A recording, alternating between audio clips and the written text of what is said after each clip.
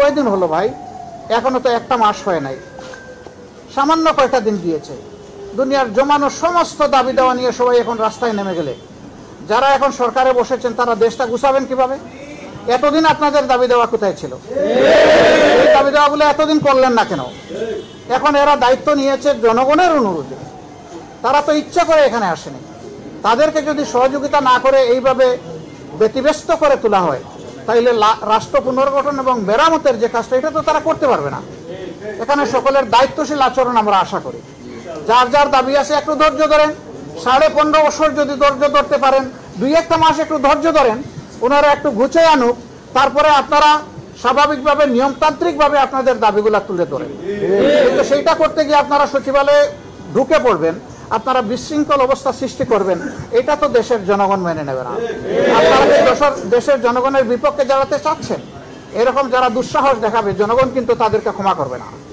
আমরা আশা করব যে তাদের সকলের শুভবুদ্ধির উদয় হবে এবং কারো উস্কানিতে ষড়যন্ত্রে তারা পা দেবে না।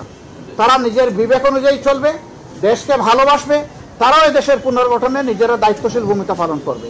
আমরা সকলের কাছে সেই দায়িত্বশীল আচরণ আশা করি। প্রধান উপদেষ্টা তিনি জাতির উদ্দেশ্যে ভাষণ দিয়েছেন আর কি, এবং তিনি বিভিন্ন বিষয় নিয়ে কথা বলেছেন। 17 দিনও হয় নাই, এর মধ্যে আসলে অনেক সমস্যা চলে আসছে, অনেকগুলো বিষয় নিয়ে কথা বলছে। রাজনৈতিক দল হিসেবে তার গতকাল যে ভাষণটি আসলে আপনারা কিভাবে দেখছেন এবং তিনি যে বিষয়গুলো বলেছেন এগুলো আসলে আমাদের এই সাংবাদিক বন্ধু প্রশ্ন করেছেন, গতকাল প্রধান উপদেষ্টা জাতির উদ্দেশ্যে প্রথম ভাষণ দিলেন, তো তিনি বলেছেন যে 17 দিনও হয় নাই, কিন্তু ইতিমধ্যে অনেক সমস্যা আমাদের দিকে ধেয়ে আসছে। সবাইকে তিনি ধৈর্য ধারণ করার জন্য অনুরোধ জানিয়েছেন, ওনাদেরকে একটু সময় দিতে বলেছেন। সামগ্রিক ভাষণকে আমরা কোন দৃষ্টিতে দেখছি? আমরা মনে করি একটা দায়িত্বশীল ভাষণ উনি দিয়েছেন। এই সময় যাচ্ছিল জাতিকে সামনের দিকে আসা জায়গা নিয়ে কথা জাতির শোনা প্রয়োজন ছিল, তার বক্তব্যে তার প্রতিধ্বনি হয়েছে বলে আমরা মনে করি। তবে এটা ঠিক যে এই প্রতিধ্বনির মধ্যে আমার আকাঙ্ক্ষা পূরণ না হতে পারে, আরেকজনের আকাঙ্ক্ষা পূরণ না হতে পারে। দেখতে হবে সামগ্রিকভাবে সারা দেশবাসীর আকাঙ্ক্ষার প্রতিফলন হয়েছে কিনা। আমরা মনে করি হয়েছে, এবং আমরা মনে করি তারা এখনো রাইট ডিরেকশনে আছেন। তাদেরকে সেভাবেই এগিয়ে গেলে আল্লাহ সাহায্য করবেন, দেশের জনগণও সাহায্য করবেন ইনশাআল্লাহ।